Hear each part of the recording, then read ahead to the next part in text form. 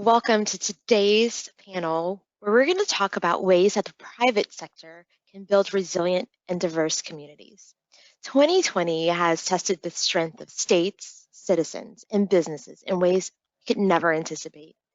The unforeseen pandemic, economic hardship, and civil unrest that we've all experienced has brought to the forefront ways that we can improve civic health, financial security, and the strength of our workforce. During today's session, we're going to look at ways at how you might leverage opportunities to increase workforce development, diversity, community outreach, and talent development to improve resiliency in state government. I'm Terry Broussard-Williams, a proud member of the CGI's Government Relations team. And today joining me for this discussion is Louisiana State Representative Vincent Pierre, former Texas CIO Karen Robinson, William LaBar, a member of the CGI's federal team, and we're ready to get started. The first question that I have is for Representative Pierre, and we're recording this a day before Hurricane Delta is expected to hit Louisiana. You have lived through a pandemic, civil unrest, and now multiple hurricanes, and each has tested your state's economic resiliency. So can you tell us more about what you're seeing, hearing, and experiencing on the ground in Louisiana? So some of the issues, and again, thank you all for allowing me to participate in this event and call today. We have experienced tragic situations like you've seen across the country. Over 5,000 people have died from the pandemic. You've seen Hurricane Laura, who is through the southwest part of Louisiana, as well as Lake Charles area. And currently, we're going to have a hurricane that's going to hit us 24 hours. So it's an unfortunate situation, but Louisiana, we've been very resilient. We are definitely working to get the folks back to work. We are currently working on dealing with this major unemployment issue that has plagued this economy in this state within the past several months. But I think through a combination of both the parties, we can come together, collaborate, build a consensus to get people back to work. We've got projects, we've got incentive programs that are out there, and it's my hope that we can do just that to get people back to work, and that's important. It is, and I live in Texas, but I am definitely a Louisiana native, and you mentioned that people in the state are resilient, and that has been shown time and time again. And you are in the middle of your third special session since March, since this pandemic occurred. So I would love for you to share with us some of the issues that you're tackling. You mentioned a couple, like tax incentives, but what exactly are you doing to make sure that the state is economically resilient and that you're increasing the talent and the workforce development opportunities?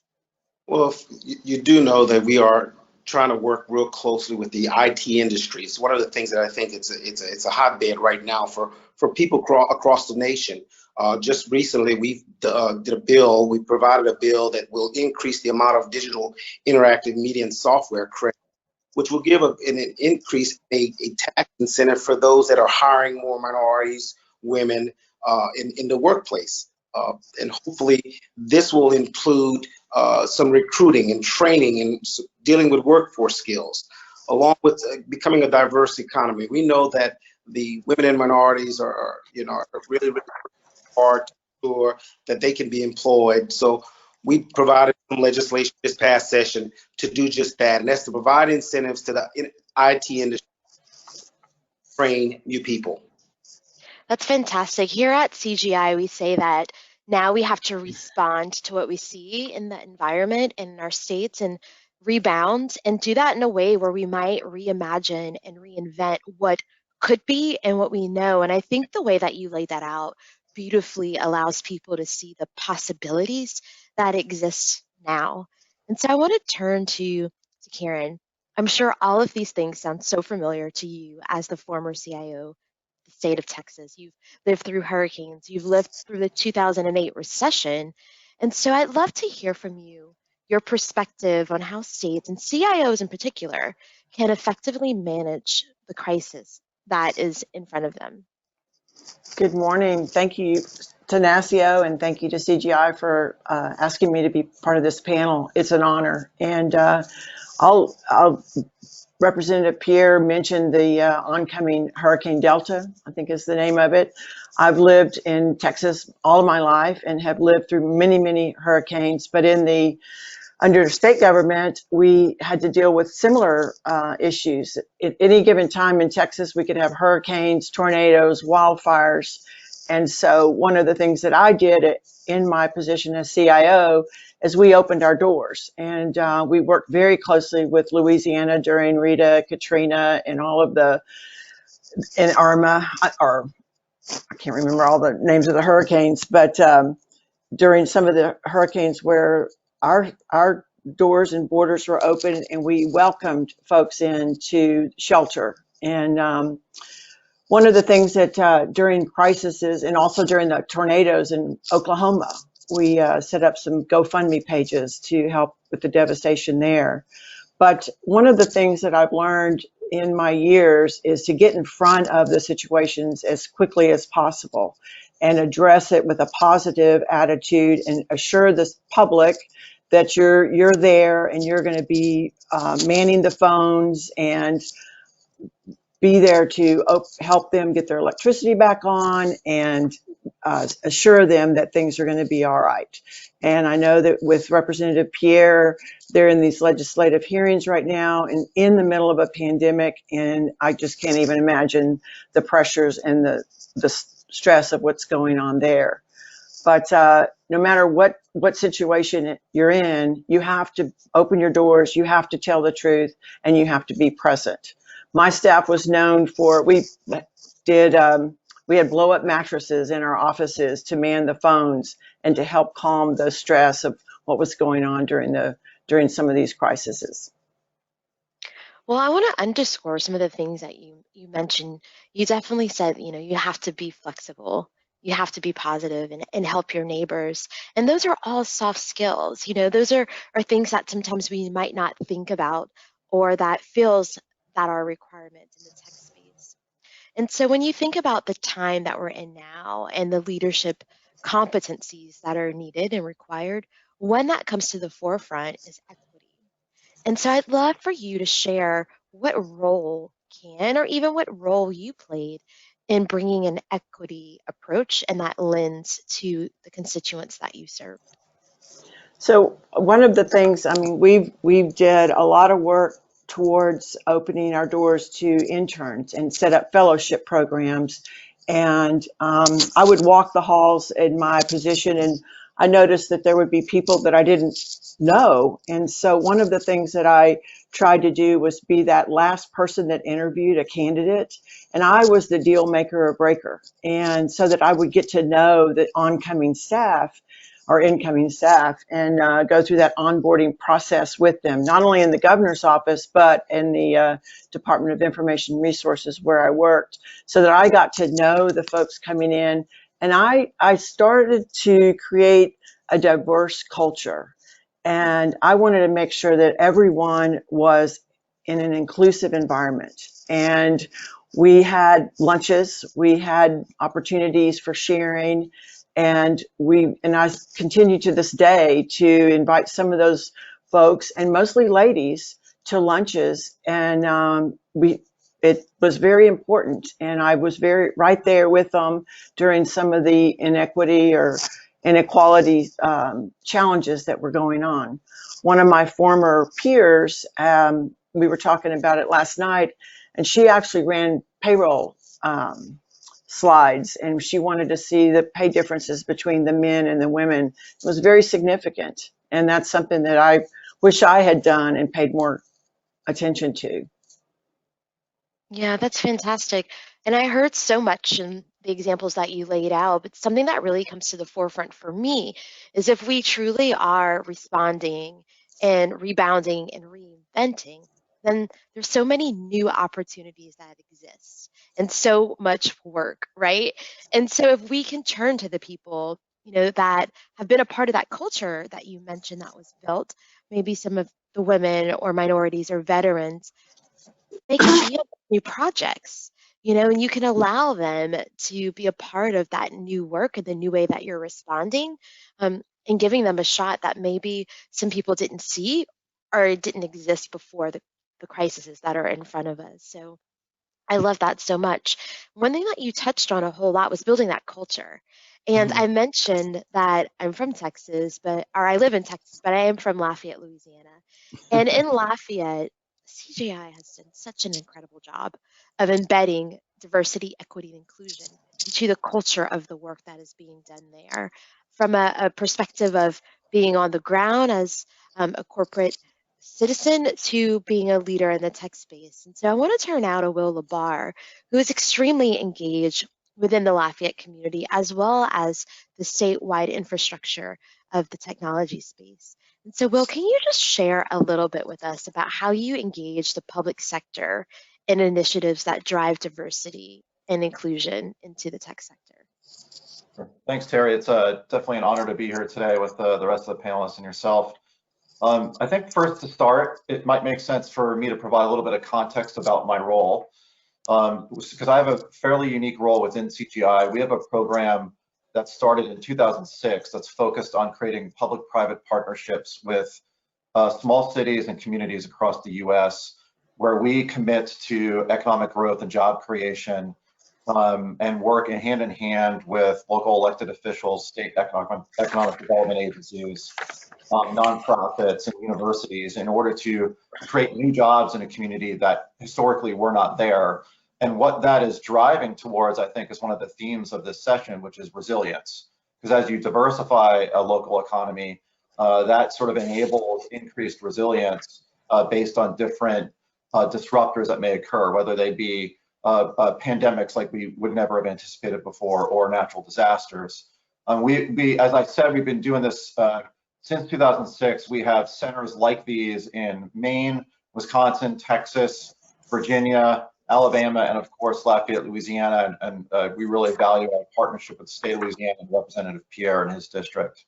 I think one of the interesting things about this, as we grew this program, is we created a community engagement framework which helps us envision how to successfully partner with the community. And so this is just a very high level summary view of how we think about how we as a private a corporation or a private entity need to integrate into all these different layers of a community in order to help drive that economic diversification, but also increase resiliency. And so you can see here, like from everything from tapping into the existing workforce. And so we pick these communities because we know we can find some really unique and strong talent that helps our clients and our shareholders and builds a really strong member base. And on top of that, we work with workforce development boards and commissions, universities and community colleges with internships and programs like Karen described. We embed ourselves into the chambers of commerce. We find local business partners. And then also, most importantly, at the top there, we're working with local school systems around STEM initiatives that are meant to inspire and mentor students who are typically underrepresented in IT fields.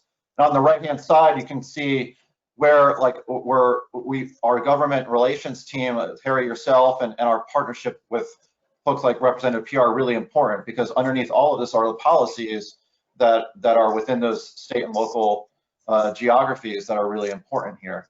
And I'll just give one example, maybe to kind of bring this to life. But when the pandemic hit, for example, in Lafayette, we had thousands of students who did not have access to the internet, and so could not continue education from home in the initial stage of the pandemic. And so our local Chamber of Commerce, along with two family foundations, spun up an initiative to try to connect those students across the community. And this is where relationships matter. I think because of the way that we had partnered across that framework, the folks in the chamber and the local school system knew to even ask us, hey, CGI, can you help in some way? And they didn't know how we could help, but we had that relationship there. So when they asked the question, we were like, absolutely. And so we specifically helped go drive through requirements, discover and implement a help desk that to help students and families when they had trouble connecting to the internet and get into their classrooms in less than 3 months. We started from scratch. and just drove an agile project to implement. I helped us staff it, come up with the scripts to train agents. We trained agents in the school system in what I think is an incredibly short period of time, which now has enabled students across the parish to attend school in manners which none of us would have anticipated before. And that to me is like an evidence of resilience that comes through these partnerships and relationships that you can build successfully. And a lot of those students are in those demographics that are historically underserved. And so I think it drives back to some of the concepts of equity and making sure that we're building that building the educational and talent pipeline in the communities that we live and love. So No, that's fantastic. And we all know that life moves at the speed of relationships, you know? And so what I love about the framework that you've outlined is you're putting into place things that are practical and things that allow coalitions to be built before a time of crisis and before you need to execute in a situation like a pandemic. And so it makes complete sense that from that, policy might be born or a new program might be born on the ground. And so I hope that people can take away from that framework and use it to actually put some things into practice in their own community. I know that one thing that Louisiana has touted and has been proud of during this time is the Resilient Louisiana Commission. And that is a tactical economic development just think tank or a kitchen table where people have come together to reimagine what the state might look like post-pandemic, as well as tackling some of the things that might have made the state not so resilient. So I want to ask Representative Pierre this next question. There's been so many great things. I've really enjoyed watching the RLC, as we call it, take its shape and bring things to life. But can you tell us a little bit about the incentives that have come about, specifically for training and demographics that include the underrepresented, and especially in the STEM fields? Can you share a little more about that with us today? You know, as I said, anything that we can do as a state to incentivize hires to be physically responsible is what we really need. And we need to incentivize companies like CGI to look at ways in which we can recruit minorities for innovative approaches, for unsold business and industry, for a stronger workforce. And I think all those kinds of things will be very, very beneficial. You know that this particular legislation that we provided will do just that. And I think in years to come, within the next session, hopefully we'll be very, very fortunate to provide that legislation and it passes. But we want to just give kudos to people like CGI that are looking for innovative ways. You know as well as I do that virtual schools and all the virtual programs that are available now is going to take talent, but it's going to take a talent across racial lines, across lines, to ensure that we do the things that are necessary for the people that we serve. And I want to be in the forefront of doing just. Yeah, you are. So, Will, you are also in the forefront of that. I want to just ask you, do you have any reaction to what Representative Pierre just said? Yeah, well, I'm just really excited about the partnership we have with Representative Pierre. I think when we were working on the Resilient Louisiana Commission, one of the charter elements there underneath Louisiana Economic Development was, and the governor, was to really try to envision how to create a more resilient Louisiana for future disruptors, even beyond the pandemic, right? And I think creating a more diverse and equitable workforce is a huge part of that. And so a number of different ideas came out of that work that involved a number of different tech companies across the state and telecommunication companies. And, just to build on what Representative Pierre was saying, those included things like trying to figure out ways to partner with the private sector to increase the diversity of the talent pipeline, but also trying to create policies that incentivize the way that private companies partner with a lot of those elements of the community and the graphic that we had just seen before. There are other cities and states across the country that have created community, impact networks, where if you're leveraging economic development incentives with a state, you're also making commitments to partner with nonprofits that are focused on those parts of our community that are underserved. And I think this this time that we've been through in this last year is really pivotal, because I think we should really all reflect on how we can embrace policies like that, how the private sector can partner more in that fashion. And then I think, you know, for our audience with state CIOs here is how can those agencies, you know, possibly have partnerships that are similar like that? Because ultimately, that I think you as leaders can also help have similar impact in those types of partnerships with internships, and figuring out how we can work with school systems. And not only does that benefit our communities, but I think that also helps you as a CIO find new talent, attract that talent, and retain the existing talent you have. Like, it is a very competitive environment.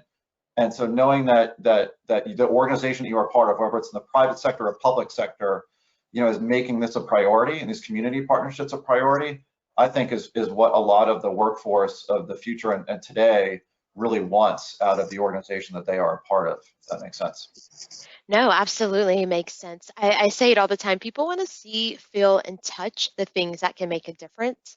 And when they do, they really become more engaged in the workplace. And so they will bring more diverse people to the table for conversations or for talent opportunities.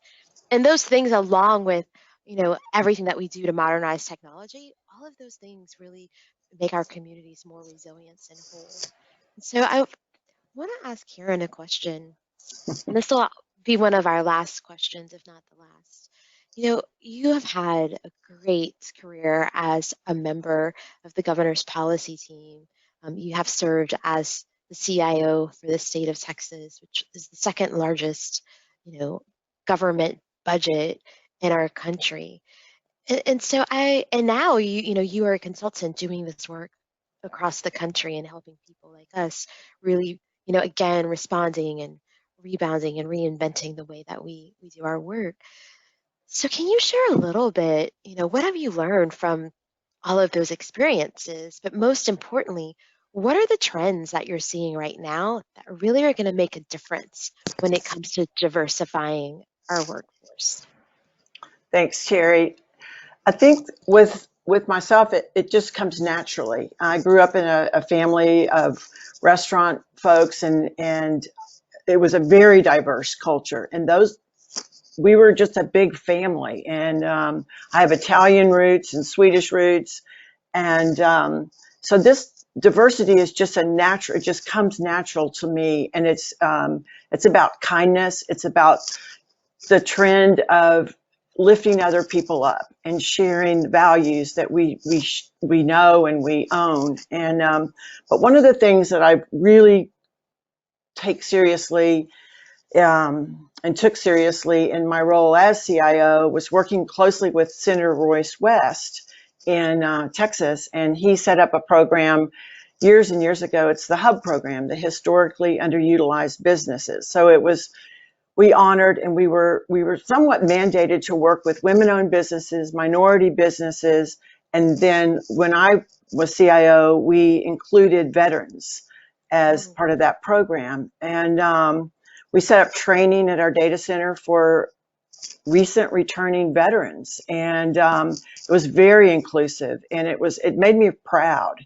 And I think that's a badge that it just comes naturally, and it feels so good when you see folks being trained and included in the community. And what Representative Pierre said, it's about talent. And so many people may not look the same, but the talent is there. And opening our doors and including the HUB program, it just was one of these opportunities that made us shine and made us proud. And at some point, if you don't know Representative West, I loved him. I touted his accolades, and it just was a very respectful person that I looked up to many, many years. And he's still a senator, and I'm very proud to have said that we worked with him. So I just feel like it just should come naturally to everyone, and it comes naturally to me. So this is it's an honor to say that we did establish and maintain this hub program. And so I watch it every day. Fantastic. I agree with you. Coming from a city like Lafayette, we definitely believe in, in building coalitions and things come naturally for us. I often think that we view our communities as a big pot of gumbo. Like everybody's welcome because when you put everything in that gumbo, it just tastes so much better. Right. But one thing that we do have to do is be intentional. So many people have good ideas and they have great intention, but they don't move the intention to implementation. And one easy way to do that is to really be intentional and embed it everything about diversity in your work. And one example that I love that's right here in Texas, and you know, definitely Karen, you will remember this as well as Will, but CGI put an onshore office, an office in Belton, Texas, that is a part of the state that's, close enough to Austin, a city, but has a rural feel of its own. So you're impacting the state in that manner by bringing economic development to a community that might not otherwise have had it. But Belton is also really close to Fort Hood. And so we can also engage our soldiers and veterans and those who they love and those who might call them spouse or parents.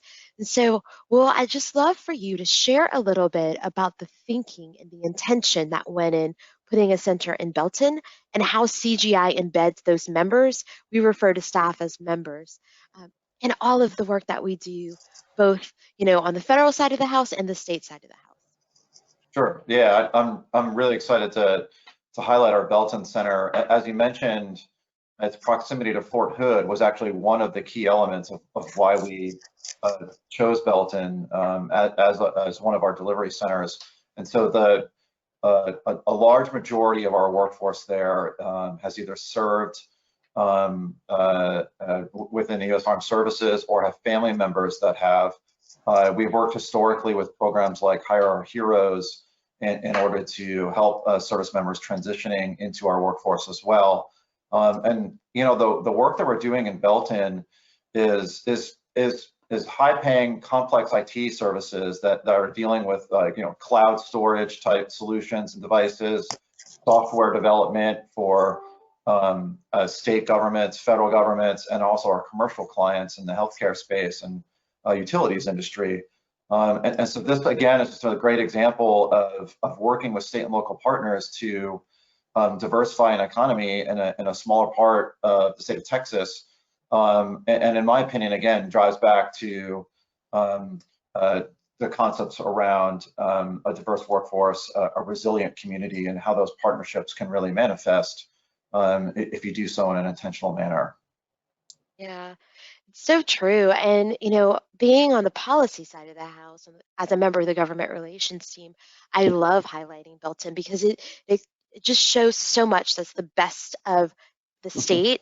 And there's so many resources that can be used within the work that we do and our work that we do with the public sector. So Karen, you're actually there at the ribbon cutting. I am. Tell us, tell us what that conversation was like and what was that moment like for the state of Texas? So when years ago, when we were at the ribbon cutting and the groundbreaking for Belton, I was really proud to be part of that. And I was watching the governor give the welcoming and welcome to Belton. And it is part of our culture. And I'm just excited within the last couple of months to get to see and hear about the growth and how things have really taken off. And Will, you've shared the opportunities for the returning veterans in the community there. And it's not so far away anymore from Austin. I mean, as the geography expand and grow, Belton's just right up the road from Austin. So it's an opportunity for the state agencies to take advantage of the center, and the resources that are there, and the people. And the conversation today is about inclusiveness and diversity and talent and training. And the center is the hub, and it's amazing. And I'm super proud to have been at the original ribbon cutting that day. So congratulations, and I'm honored to be part of the CGI community. So thank you. I want to give this last opportunity for remarks to Representative Pierre.